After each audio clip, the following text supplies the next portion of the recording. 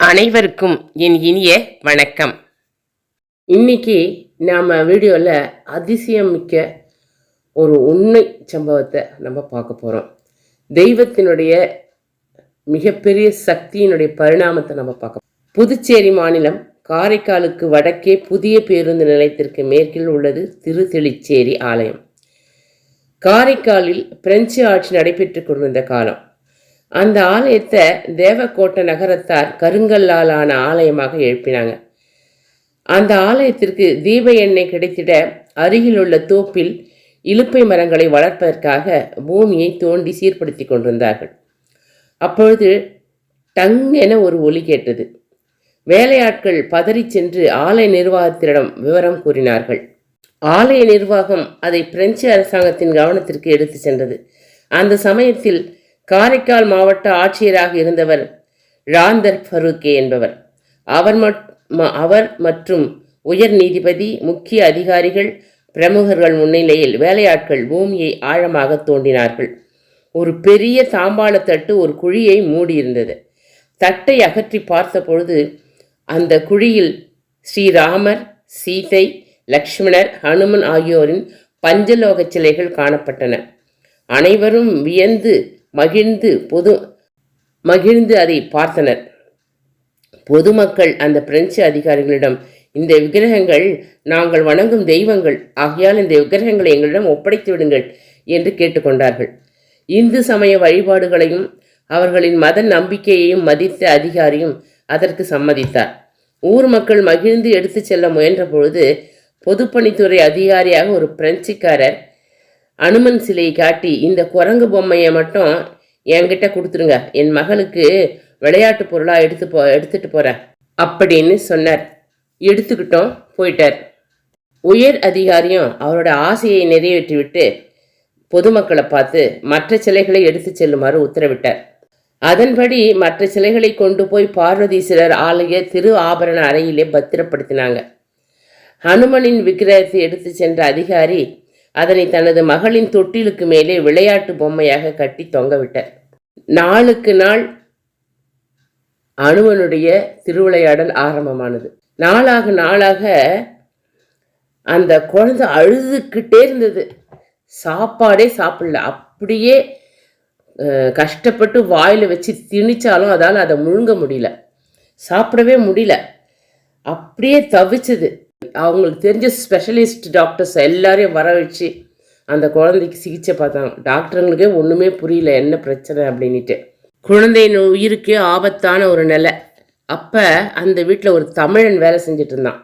அவன் வெளில போயிட்டு அந்த அதிகாரிக்கிட்ட, ஐயா, அனுமனை இப்படி விளையாட்டு பொம்மையாக கட்டி தொங்க விடக்கூடாதுங்க ஐயா அப்படின்னு சொல்லிட்டு ராமாயணத்தில் ஹனுமனுடைய வீர பராக்கிரமத்தெல்லாம் எடுத்து சொன்னார்.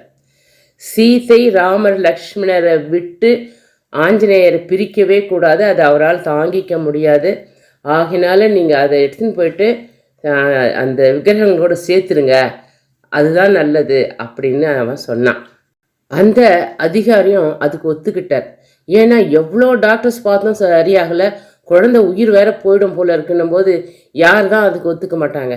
அதனால் அவர் என்ன பண்ணார், உடனே பதறி போய் ராமர், சீதை, லக்ஷ்மண விக்கிரகங்களோடு அனுமன் விக்கிரகத்தை சேர்த்து வைக்குமாறும் ஒரு 5 வெள்ளி நாணயங்களை கொடுத்து ஆலய பூஜை செலவிற்கு கொடுத்துடுமாறும் அறிவுரை கூறி அனுப்பி வைத்தார். அதற்கு பிறகு அதிசயத்தக்க முறையில் குழந்தையின் உடல் நலம் மடன்னு முன்னேற ஆரம்பிச்சிது. அது நல்லா சாப்பிட்டுச்சு, தெம்பாயிடுச்சு, ஆரோக்கியமாகிடுச்சு. அதன் பிறகு ஊர் பிரமுகர்கள்லாம் சேர்ந்து முயற்சி செஞ்சு கோதண்டராமசுவாமி ஆலயத்தை உருவாக்குனாங்க. ஆலயத்தில் ராமர் அன்னை சீதையோடும் இளவல் லக்ஷ்மணனோடும் அனுமானோடும் உற்சவ திருமேனியாய் தரிசனமளிக்கிறார் இந்த ஹனுமன். மூலக்கருவறையில் அபீஷ்ட வரதர் என்னும் திருநாமத்தோடு வரதராஜ பெருமாள் ஸ்ரீதேவி பூதேவியுடன் அருட்காட்சி அளிக்கிறார். மற்றொரு கருவறையில் அனுமன் கருங்கல் திருமேனியராய் 10 கரங்களுடன் 5 முகங்களோடு காட்சி தருகிறார். உற்சவ அனுமன் பஞ்சலோக உருவினராய் முக்கண் 10 கரங்களுடன் வீர ஆஞ்சநேயராக காட்சி தருகிறார். இத்தலம் திருத்தெளிச்சேரி என்று அழைக்கப்படுவதற்கு ஒரு சுவையான சம்பவம் சொல்லப்படுகிறது. இந்த ஊரில் பார்வதீஸ்வரர் என்னும் பழம்பெரும் சிவாலயம் ஒன்று உள்ளது. முன்பொரு சமயம் நாட்டில் மழையின்றி பஞ்சம் ஏற்பட்டது. அப்போது அப்பகுதியை ஆட்சி செய்த மன்னன் மழைக்காக ஈசனை வேண்டி நிற்க நல்ல மழை பெய்ததாம். கழனிகள் எல்லாம் நிறைந்ததாம். ஈசன் உழவனாக வந்து விதை தெளித்து சென்றாராம். எனவே இத்தலம் திருத்தெளிச்சேரி என்று அழைக்கப்படுகிறது.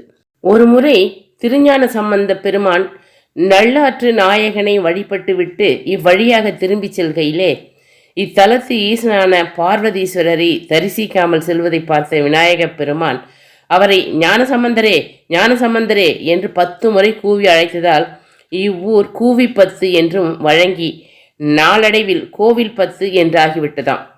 மகிமை மிக்க இத்தலத்தில் கோதண்டராம சுவாமி ஆலயத்தில் பிரெஞ்சு அதிகாரிக்கு பாடம் புகட்டிய அனுமனையும் அந்த அனுமனுக்கு ஆரம்ப காலத்தில் அடைக்கலம் தந்த பார்வதீஸ்வரரையும் வணங்கினால் நீண்ட நாள் உடல்நலம் குன்றியிருப்போர் மனக்கவலை உள்ளோர்களின் குறைகள் தீர்கின்றன என்று சொல்லப்படுகிறது.